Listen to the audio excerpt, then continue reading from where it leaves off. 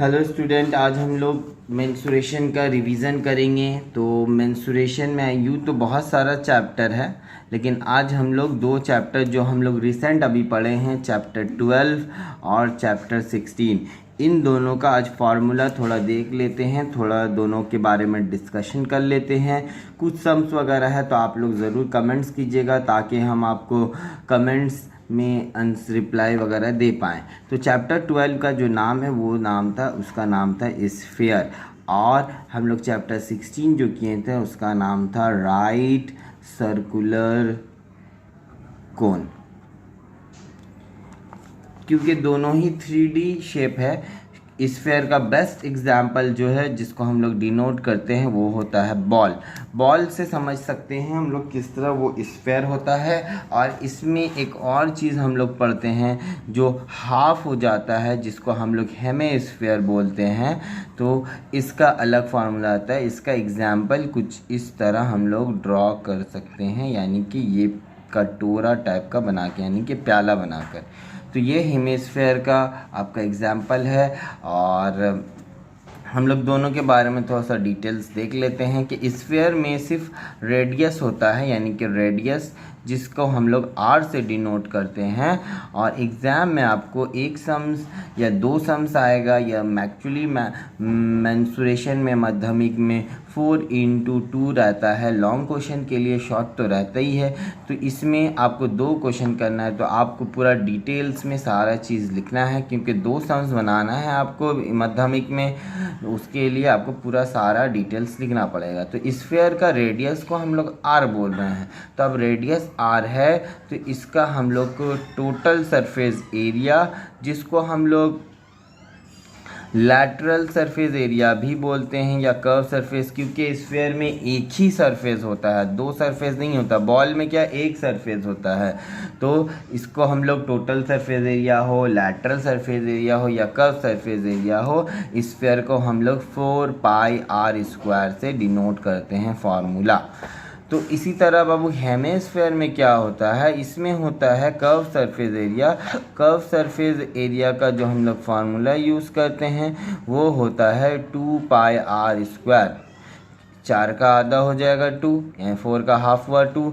But यहाँ पर अब नोटिस कीजिएगा, हियर यहाँ पर आप नोटिस कीजिएगा ये एक और सर्कल हो जा रहा है। यानी जब हम लोग इसका टोटल सरफेस एरिया निकालते हैं, when we calculate total surface area of a hemisphere, then we add 1πr². That means 2πr² plus πr², we get 3πr². So you must remember the total surface area of a hemisphere is equal to 3πr², and the curved surface area of a hemisphere equal to 2πr². But you also remember that the total surface area as well as curved surface area of a sphere, both of them are equal to 4πr². Now then I have to discuss the volume of a sphere and volume of a hemisphere. So you must remember the volume of a hemisphere is equal to 4/3πr³. This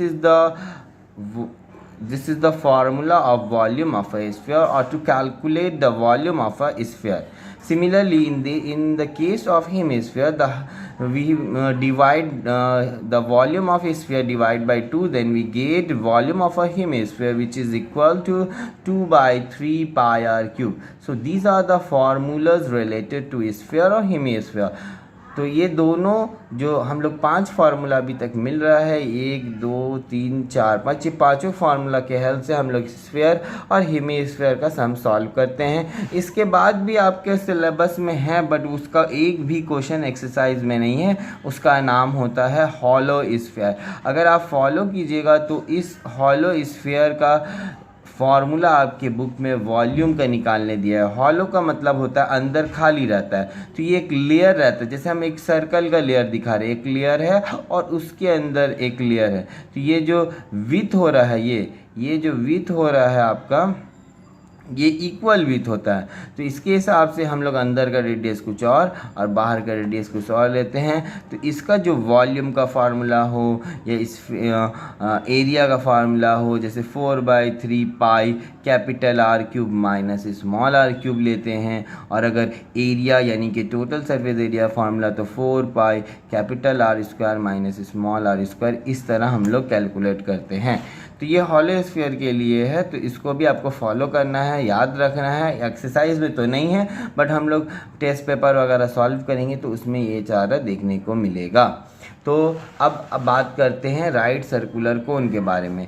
तो जैसे कि आपको मालूम होगा, इसका diagram भी हम आपको दिखाए थे। कुछ इस तरह का हम लोग होता है कोन का डायग्राम, जिसमें एक सर्कल होता है और ये हाइट होता है कोन का, ये रेडियस होता है, ये एच है, ये एल है। यहाँ पे पाइथागोरस थ्योरम हम लोग फॉलो करते हैं, L equal to √h² plus r²। और एच का वैल्यू निकालने के लिए हम लोग l² माइनस r² यूज करते हैं, और r का निकालने के लिए हम लोग l² माइनस h² यूज़ करते हैं। तो अब यहाँ पे कितना सरफेस है? यहाँ पे 2 सरफेस होता है, याद रखना है। एक प्लेन सरफेस होता है, एक प्लेन सरफेस होता है और एक कर्व सरफेस होता है। ये दोनों सरफेस आपको याद रखना। प्लेन सर्कल में सर्कल आता है और एक कर्व सरफेस होता है। कर्व सरफेस इसका जो ये घेरा हुआ जो हिस्सा है, ठीक है ना। जैसे कि ये बॉल का पेन आप देख सकते हैं, ये भी कुछ इसी तरह दिख रहा है। तो ये नीचे का जो सर्कल एरिया है, माने सरफेस है, वो प्लेन सरफेस है, और ये वाला जो है ये आपका कर्व सरफेस है। तो कर्व सरफेस एरिया का जो फार्मूला होता है वो πr_l होता है। अब टोटल सरफेस का बात करते हैं, तो πr_l प्लस एक सर्कल का एरिया यानी कि πr²। जब आप πr कॉमन लेते तो ये r+l या l+r के तौर पर यूज़ होता है। इसका वॉल्यूम याद रखने का एक टेक्निक है, ये होता है, तो आपको फार्मूला है, याद ही रखना पड़ेगा, 1/3 पाई r²h। यानी कि अगर आप देखा ये जाता है कि ये सिलेंडर का 1/3 वॉल्यूम होता है। तो ये सारा फार्मूला आपको राइट सर्कुलर कोन के लिए पढ़ना है। हम इस वीक आपको रिवीजन दिखाएंगे, रिवीजन करवाएंगे, 20 से सम्स बताएंगे, कुछ सम्स आपको बाहर से ही बताएंगे, तो उसको आपको फॉलो करना है और घर में अच्छा से पढ़ाई करना है। जिसको समझ में नहीं आएगा तो कमेंट ज़रूर कीजिएगा।